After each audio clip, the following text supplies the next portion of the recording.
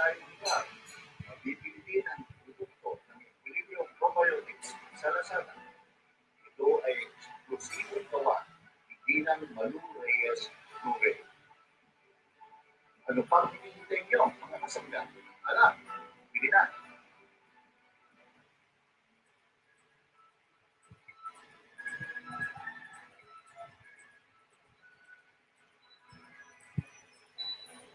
Magandang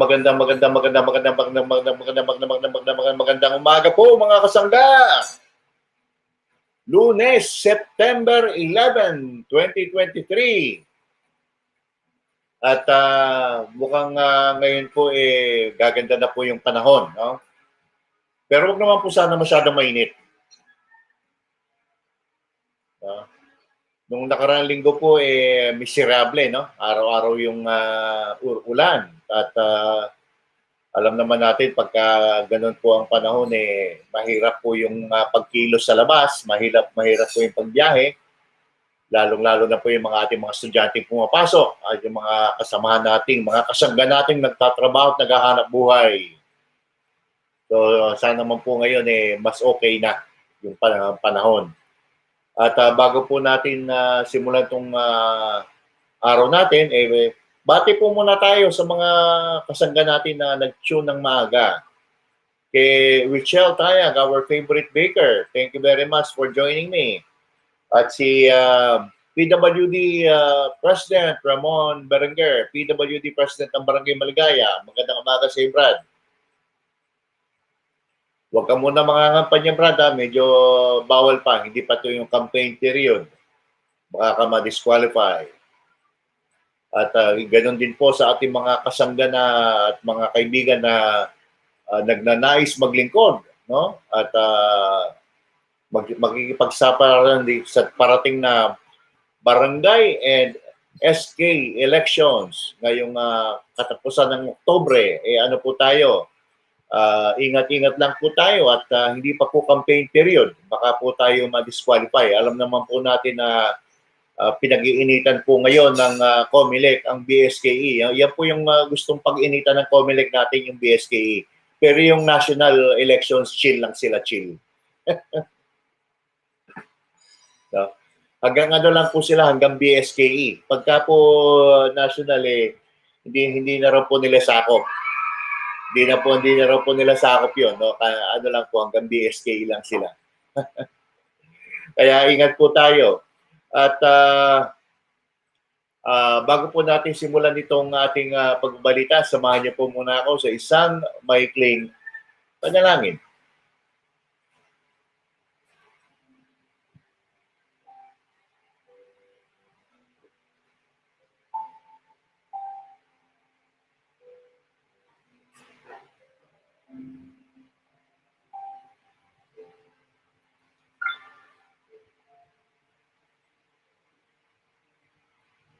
Sa ngalan ng Ama at ng Anak ng Espiritu Santo. Amen. Mahal naming lumikha, maraming salamat sa bagong araw na ipinagkaloob ninyo sa amin. Sa mapayapang gabing lumipas at sa patuloy na pagbuhos ng iyong mga biyaya sa amin at sa aming bayan. Naway ipagkaloob mo pa po sa amin ang lakas at tibay ng loob upang mapaglabanan ng kasamaan at manatili po kami sa paggawa ng mabuti sa kapwa at sa pagsunod sa iyong itinurong tamang landas. Lahat po ng gawain namin, inaalay namin sa ngalan ng iyong anak na si Jesus, naming Panginoon. Amen.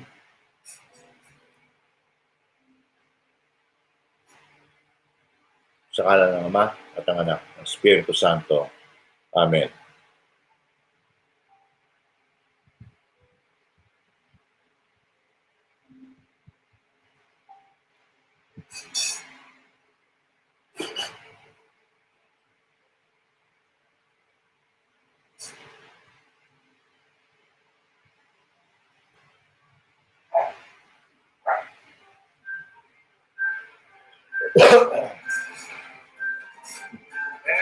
MSB, Kape at Balita sa Umaga.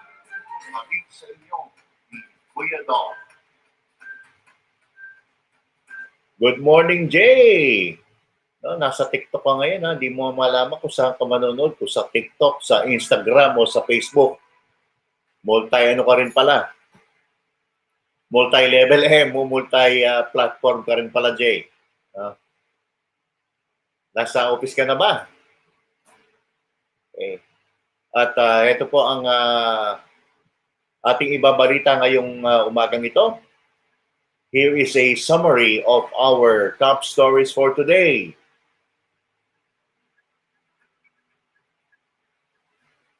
Economic team shocked by rice price cap. Jokno.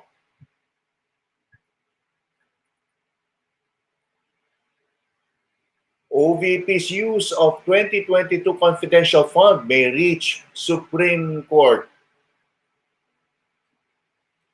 GMA on dinner with Lenny. Bicol politics on menu.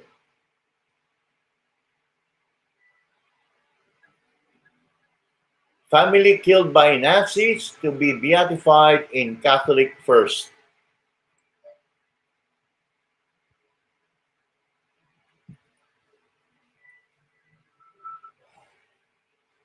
PNP to name Valenzuela road rage driver today. 27 families displaced in Bacolod fire. 12 buses damaged in Batangas grenade attack. And in sports, Prost, Germany rules world.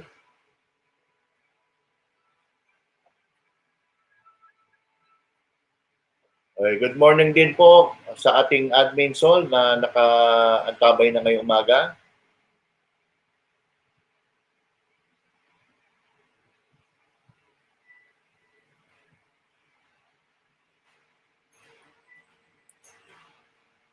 And our headline news is brought to us by Equilibrium Probiotics. Please scan the QR code to see its health benefits.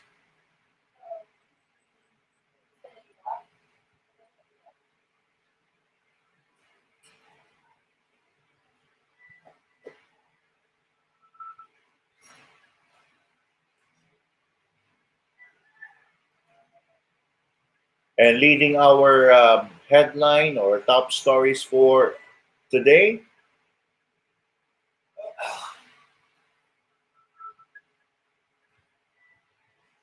ito po, magugulat kayo sa ibabalita ko ngayon. Kagulat-gulat, nakaka-shock. Economic team shocked by rice price cap. Jokno.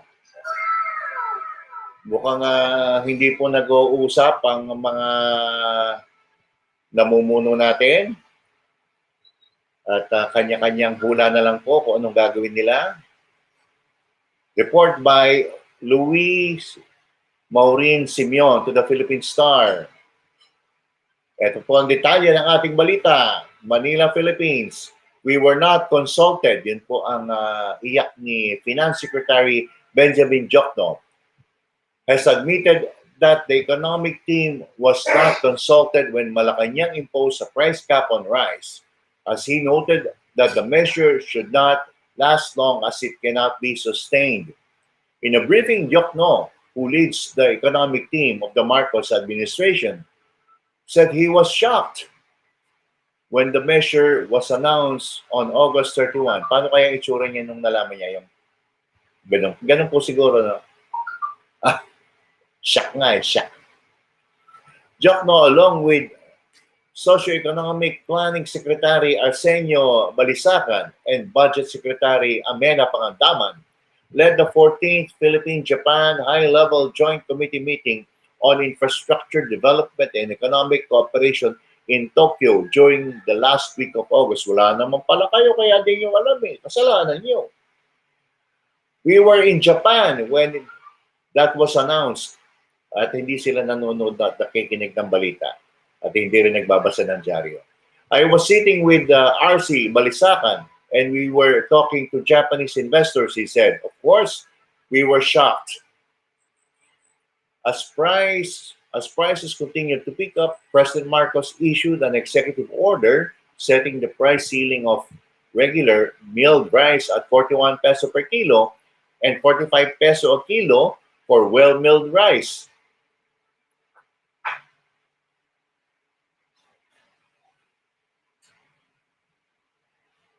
The EO was approved based on the joint recommendation of the Department of Agriculture and the Department of Trade and Industry and had no mention of any of the economic team members because under ideal market conditions, price controls don't really work, Diokno said. The DOF also could not say how much impact the price control would have on inflation since the economic team was not consulted. Diokno said the price cap could be in place only for more or less a month, as prolonging the measure could not be sustained. It has adverse effects if allowed to linger for a longer period, Diokno said. The finance chief maintained that the right time to lift the price control is when the conditions for its imposition no longer exist, such as the upcoming rice harvest season and the expected arrival of rice imports. Further, Diokno argued that there is a need to curb non-competitive behavior in the rice industry by aggressively pursuing cases of hoarding, smuggling, and economic sabotage. He also called for a strict monitoring of the prices of imported rice in the logistics chain and encouraged the public, including retailers, to report individuals violating price caps on rice.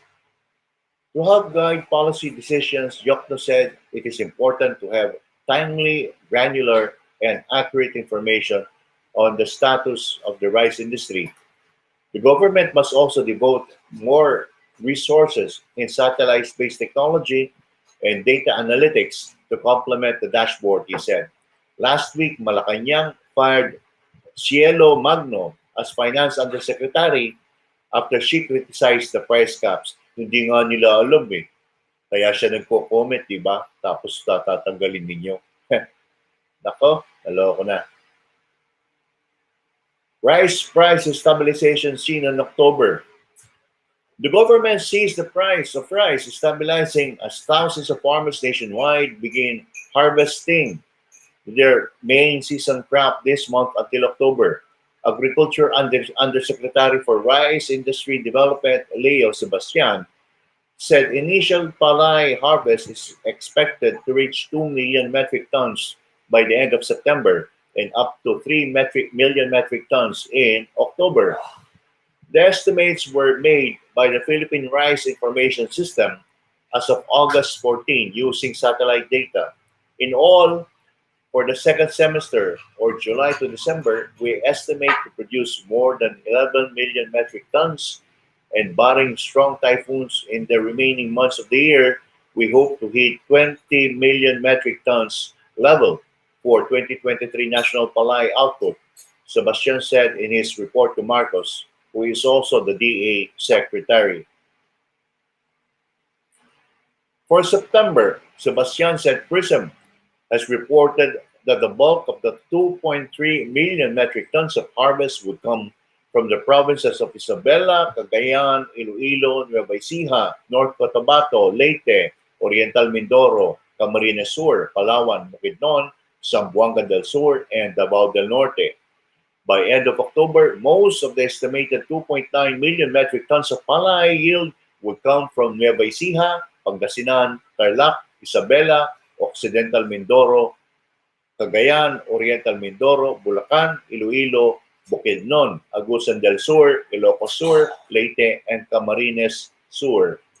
Sebastian said the DA, under the Masagana Rice Industry Development Program, would continue to provide rice farmers with needed high-yielding seeds, fertilizers, biofertilizers, soil ameliorants, farm machinery and extension, financial and marketing support. Initially, we will focus on fully irrigated clustered farms to optimize palay yield, where farmers would plant high-yielding hybrid varieties to at least 1 million hectares, and we expect them to produce an average of 6 to 8 million tons or 6 to 8 metric tons per hectare for a total of 6 to 8 million metric tons, he said.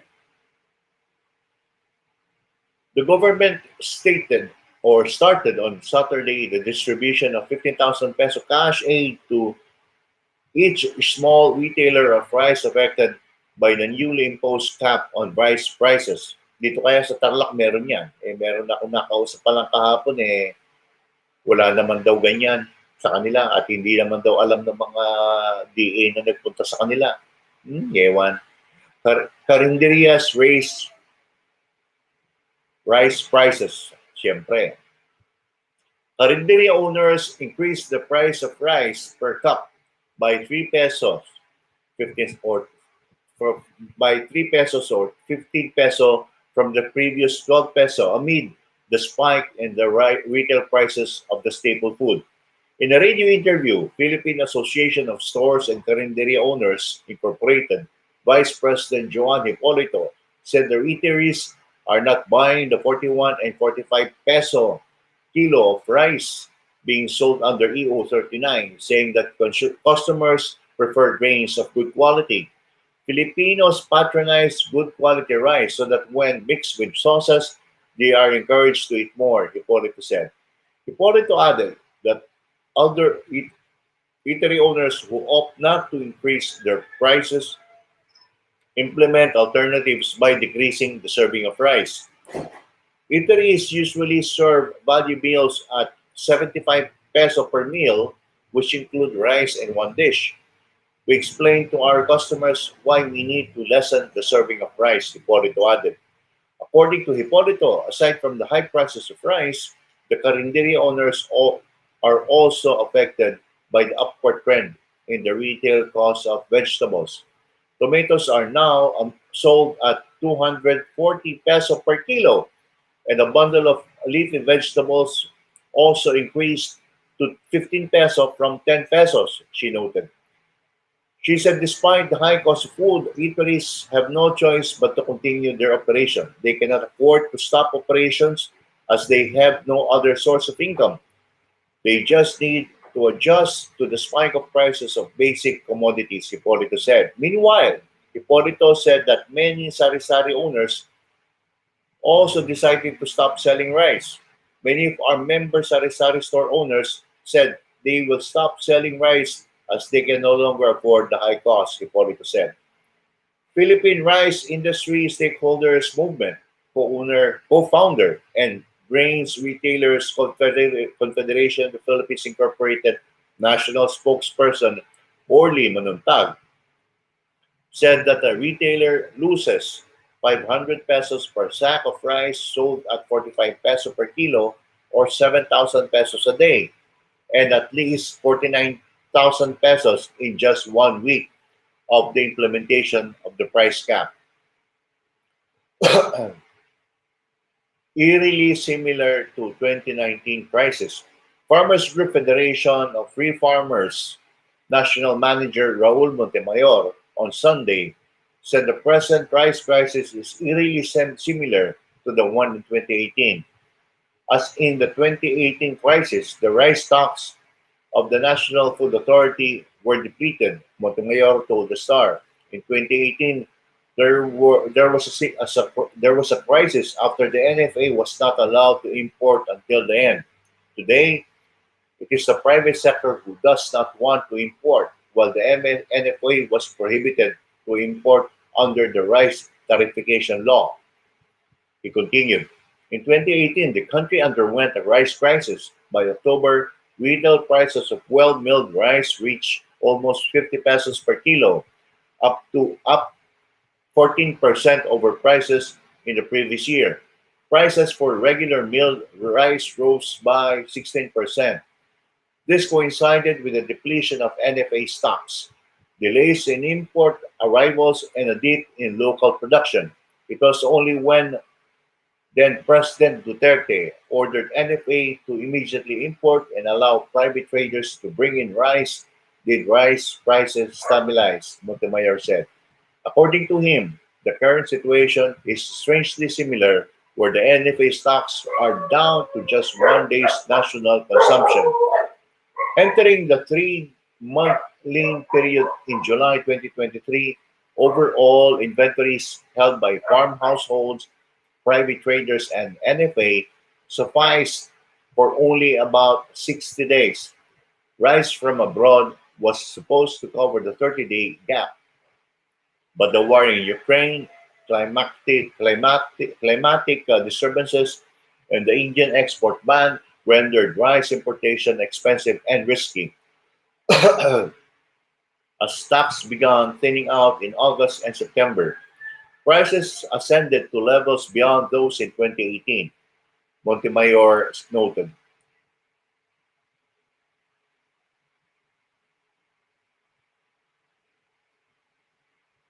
He said the 2018 rice crisis triggered the rapid passage of the Rice Tariffication Law, or Republic Act 11203, in February of 2019. Blaming government import controls, RTL's proponents argued that the private sector could manage the rice market more efficiently. As a result, NFA's importation, regulatory, and price stabilization functions were abolished. The agency was relegated to buffer stocking for calamities. The private sector was given free and unlimited reign over rice importations, Montemayor noted. He said imports immediately surged to 3.17 million tons in 2019 from previous annual levels of 2 million tons or less. Montemayor said the country's self-sufficiency ratio, or the percentage of total food and other requirements produced by farmers, decreased from 90% prior to RTL to 79% in 2021. We became increasingly dependent on foreign suppliers.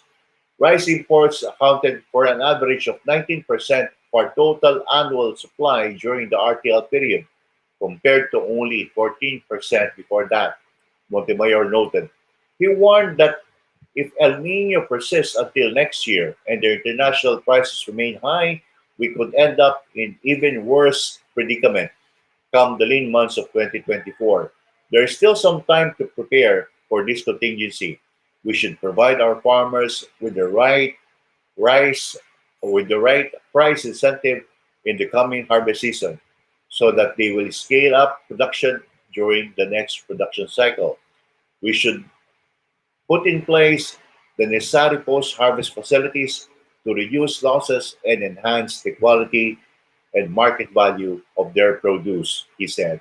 With additional reports from Helen Flores, Bella Carriazo, and Ramon Efren Lazaro.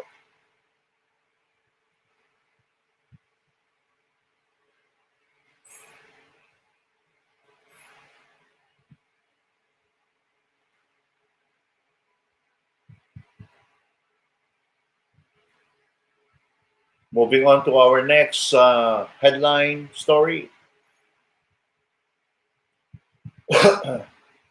OVP's use of 2022 confidential fund may reach Supreme Court.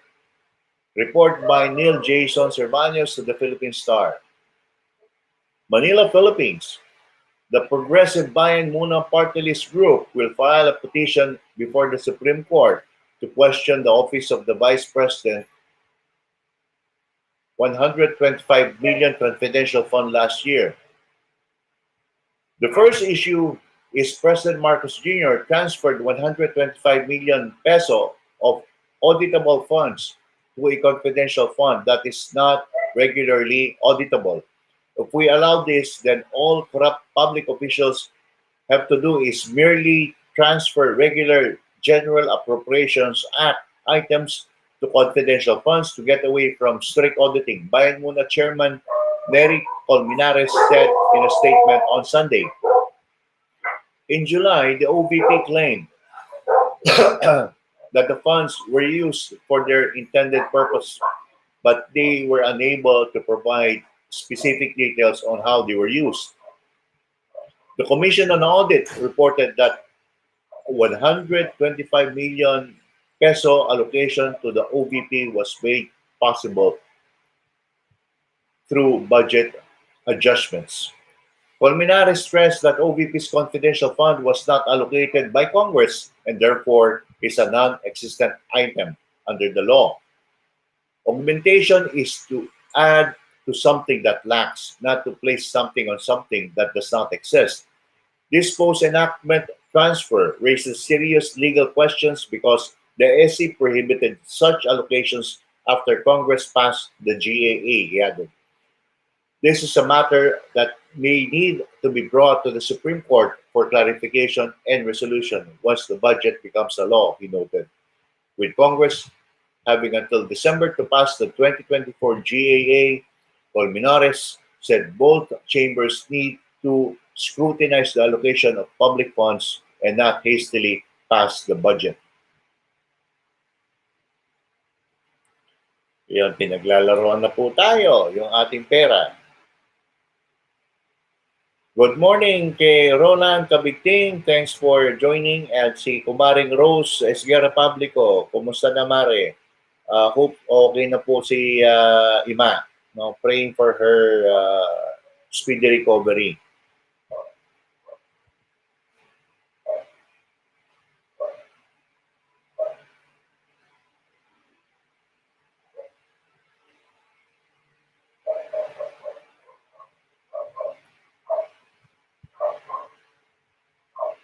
At doon po sa mga nakakita ng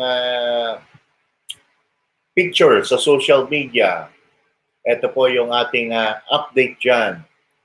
Yung controversial na photo na makikita si GMA together with the former VP Leni Robredo. Ito po yung balita tungkol doon.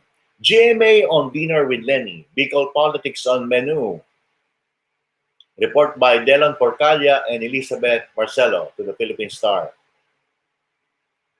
Manila, Philippines. Former President and now House Deputy Speaker Gloria Macapagal Arroyo yesterday downplayed speculation that she may have joined the political opposition after pictures of her with former Vice President Leni Robredo circulated online. I recently had a social dinner with former VP Robredo and mutual friends from Bicol. We chatted about Bicol politics, Arroyo said in a short statement sent to reporters over the weekend. Arroyo was referring to her September 6 meeting with Robredo, former chair of the opposition Liberal Party, as a party organized by friends in Alabang. In the same week, Senator Bongo posted on Facebook a photo of Arroyo with former President Rodrigo Duterte and PDP Laban stalwarts in San Juan City. Arroyo said the Vice President are close political allies, as shown last May when Arroyo was demoted from her senior Deputy Speaker role following allegations of an ouster plot against Speaker Ferdinand Martin Romualdez, first cousin of Marcos. Duterte left the ruling party, Lakas CMD, after Arroyo's demotion. As for Robredo, she won against Marcos in 2016 elections and lost the 2022 presidential race. After the elections, she launched the volunteer network Angat Buhay Foundation. Following Arroyo and Robredo's meeting, Duterte posted on Instagram that she is unbothered. Unbothered? The unbothered with the upset, untangle, unsettle, untie. Duterte wrote in a caption in her self-portrait photo Saturday night. Mm-hmm.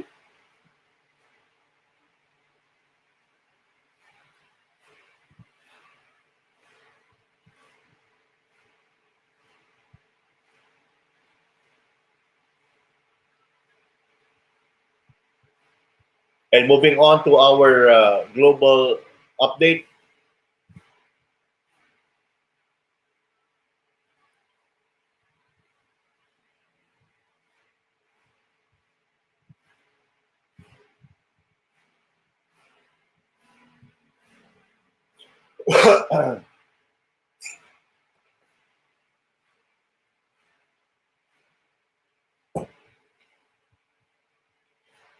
Family killed by Nazis to be beatified in Catholic first. Report from Agence France Presse to the Philippine Star.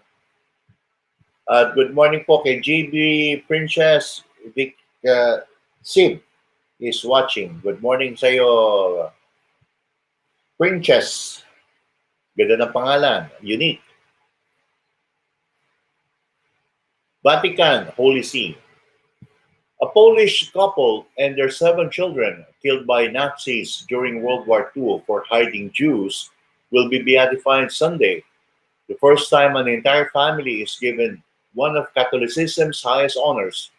The ceremony in the family's hometown of Markowa in southeast Poland will be attended by over 30,000 people, including 80 bishops, 1,000 priests, and country's chief rabbi and an Israeli delegation.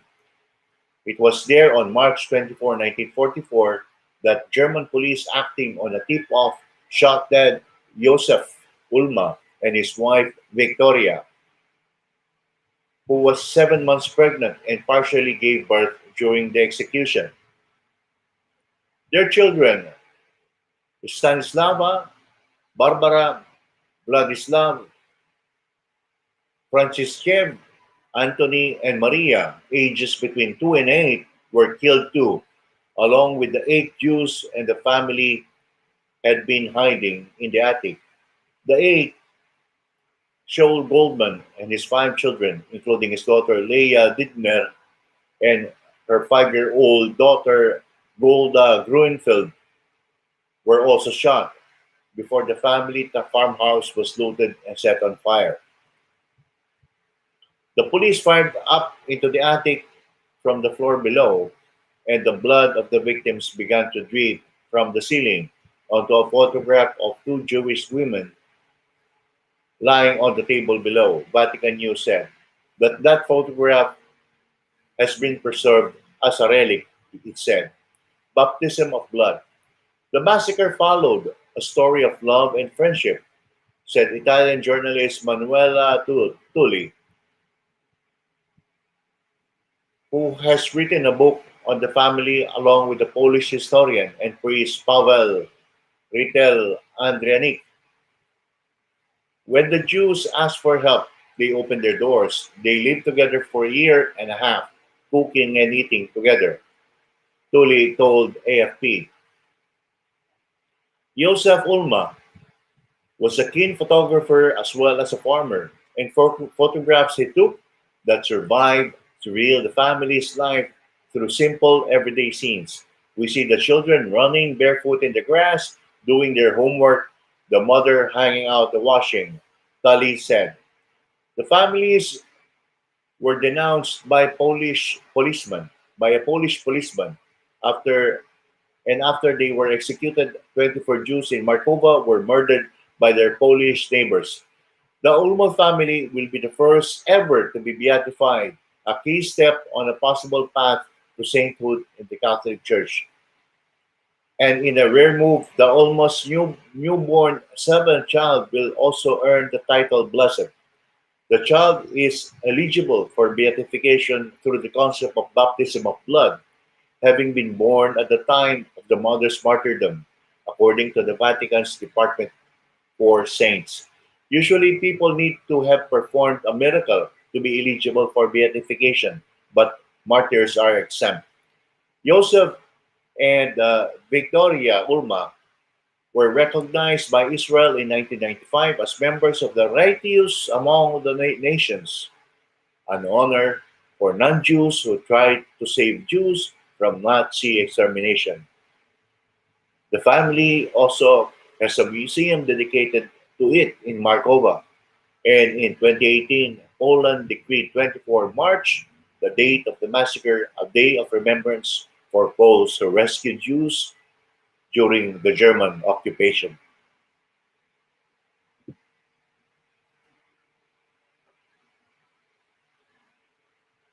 Good morning kay Sister Grace Bernales, she's watching, at kay Sister Nympha Ugalino. Good morning, sis. Thanks for joining me.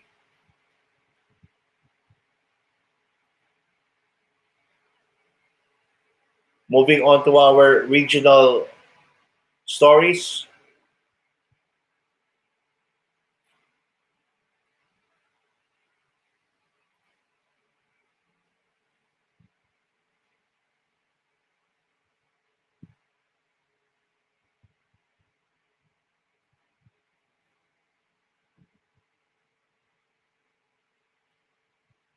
PNP to name Valenzuela road rage driver today.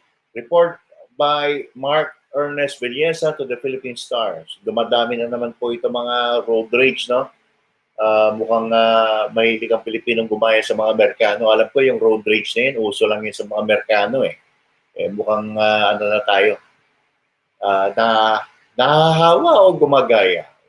You be the judge. Manila, Philippines. The Philippine National Police will release today the name of the sport utility vehicle driver who drew a gun on a taxi driver during a road rage incident in Barangay Punturin, Valenzuela last month. City Police Chief Colonel Salvador Destura Jr. said the PNP has informed the SUV driver's family of the developments in the case. The family has promised to convince the driver to surrender to authorities, Destura added. Kinakailangan bang sumurrender? Ba't hindi na lang damputin? Police located the taxi driver who figured in the incident. He will be given the opportunity to confront the suspect and provide his account of the event, according to Destura. Gun license revoked. Tama lang. Earlier this month, the PNP said it had revoked the SUV's driver's firearms license.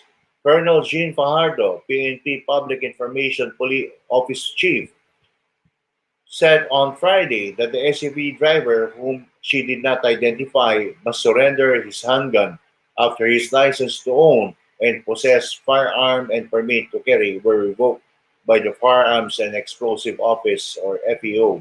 Mayaman siguro to, no? Kasi kung ano lang to, kung putsi-putso lang to, palagi ko, kahapon pa may ano to, may pangalan sa mga balita. Fajardo warned the motorist he will face charges of violating Republic Act 10591 and the Comprehensive Law on Firearms and Ammunition if he does not comply. The motorist who drove a Toyota Fortuner threatened the taxi driver during a traffic altercation in Barangay Punturin on August 29. A video of the incident was posted by lawyer Raymond Fortun on his Facebook page. Based on the PNP records, Fajardo said the SUV driver has a 9mm handgun registered under his name.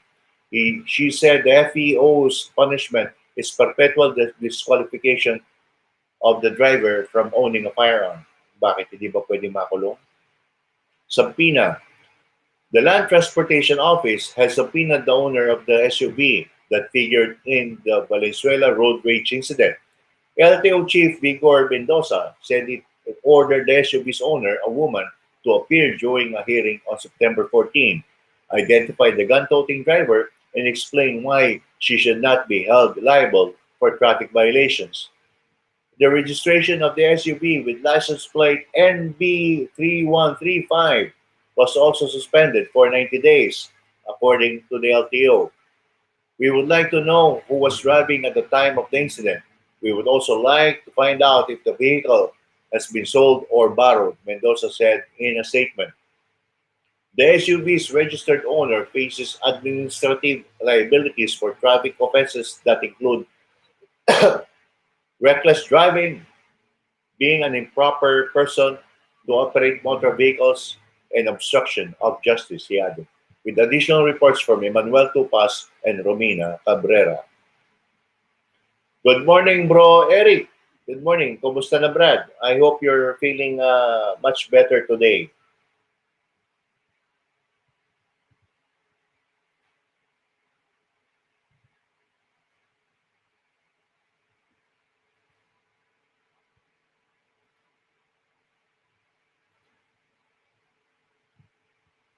At magawin naman po tayo sa parte ng Visayas. 27 families displaced in Bacolod fire. Report by Gilbert Bayoran to the Philippine Star. Bacolod City, Philippines.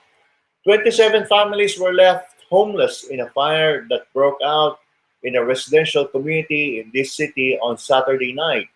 No one was reported killed or injured in the incident that occurred at past 9 p.m., according to the city's Bureau of Fire and Protection Office. Authorities placed the damage at 195,000 pesos. Initial reports said the blaze was caused by a butane canister that exploded during a cooking activity. Yan po yung mga gumagamit ng mga butane na lutuan. Ano po, mag-iingat po tayo. May tamang paraan din po ng paggamit niyan.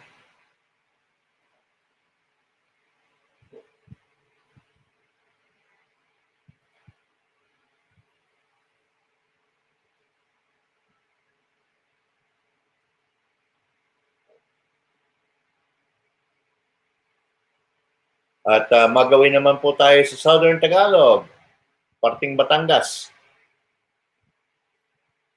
12 buses damaged in Batangas grenade attack. Report by Ed Amoroso and Arnel Ozeta to the Philippine Star. Camp Vicente Lim, Laguna, Philippines.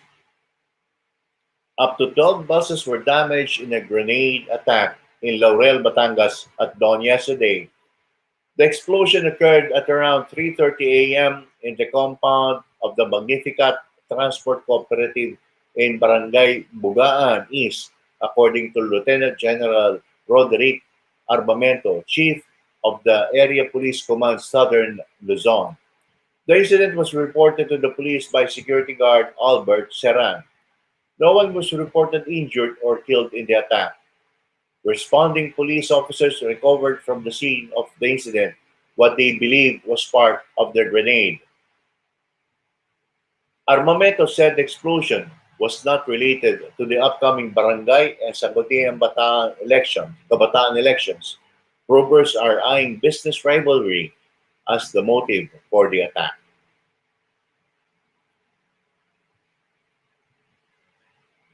Malapit na nga. Tama, Brad. Malapit na yung anniversary ng deklarasyon ng martial law, September 21. At may magkakaroon po ng malawakang kilos protesta na gaganapin sa Maynila. No? This will be announced later kung ano man po yung mga at nakikiusap daw po si Colonel Odonio at si Kulex na makisali po, makilahok doon sa paparating na kilos protesta, malawakang kilos protesta.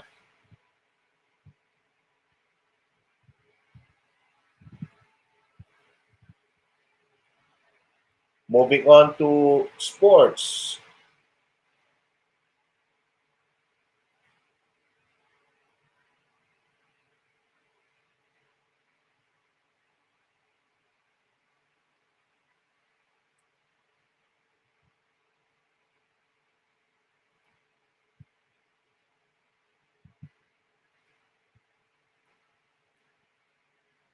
Ito po, update po sa FIBA World Cup.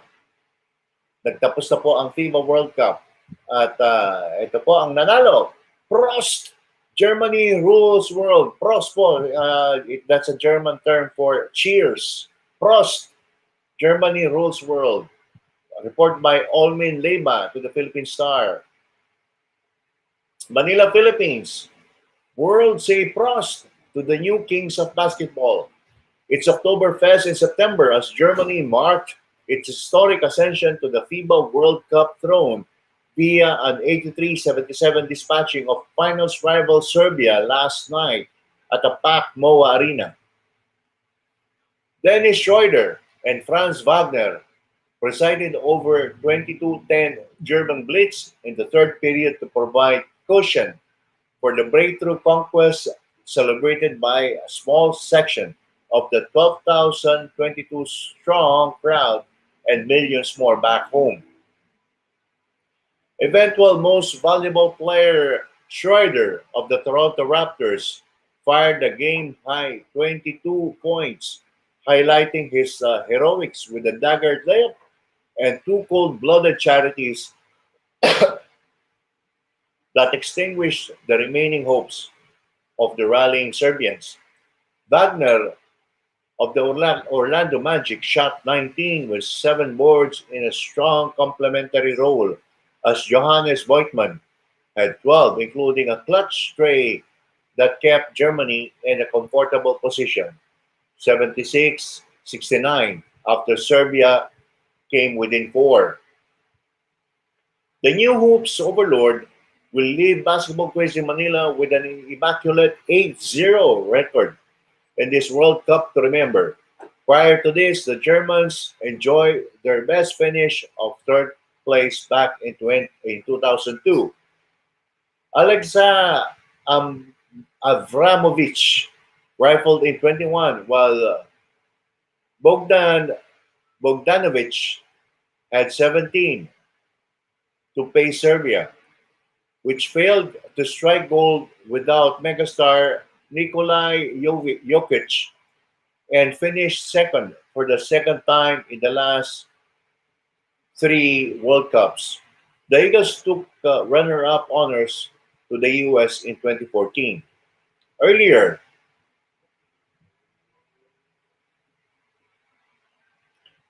Canada sealed its historic run with the bronze along the way rubbing salt on Team USA's wounds by denying it a medal. Dylan Brooks, the crowd's favorite villain, and Shai Gilgeous-Alexander, the team's top gunner, formed a little 1-2 punch as the Canadians dispatched the Americans in a wild overtime duel, 127-118, for their breakthrough FIBA World Cup medal.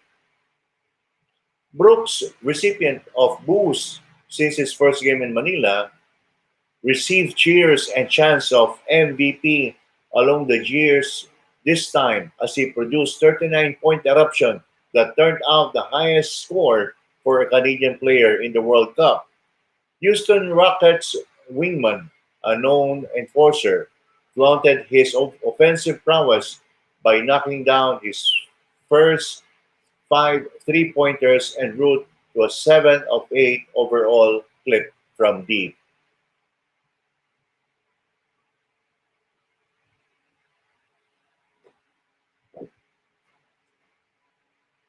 And dyan po nagtatapos ang ating news updates for today. And here again is a summary of our top stories.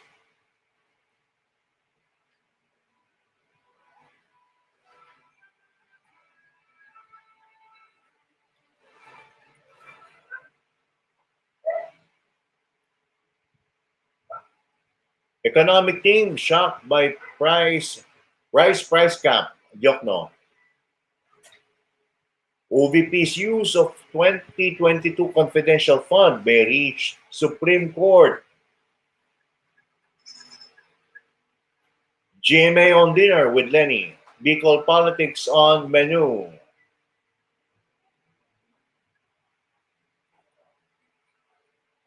Family killed by Nazis to be beatified in Catholic first.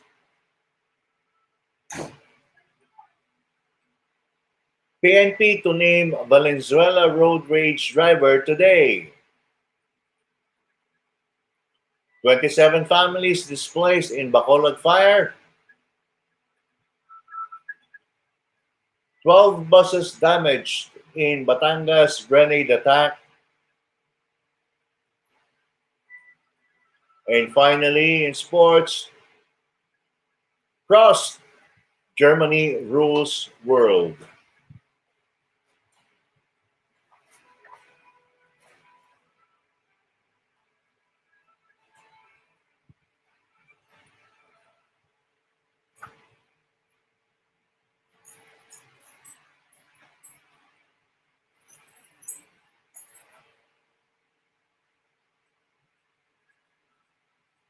Maraming salamat po uli doon sa mga sumali sa akin ngayong umaga. Kila Richel Tayag, kay Ramon Berenger, kay Edwin Evangelista Corpus, good morning Brad, kay Romeo Dizon, kay Manong Bert Arsiaga, kay Admin Sol, kay Roland Kabigting, kay Maring Rose Esguerra Publico, kay JB Princess Vic Sib, kay Sister Grace Bernales, kay Sister Nympha Ugalino,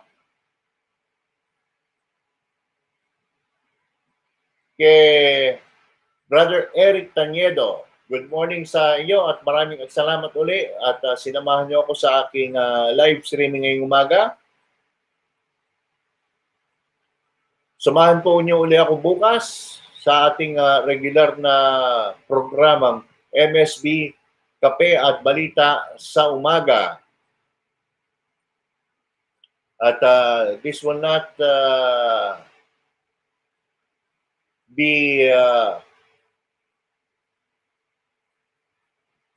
successful without the support of Equilibrium Probiotics. Maraming salamat po sa Equilibrium Probiotics. This is manufactured by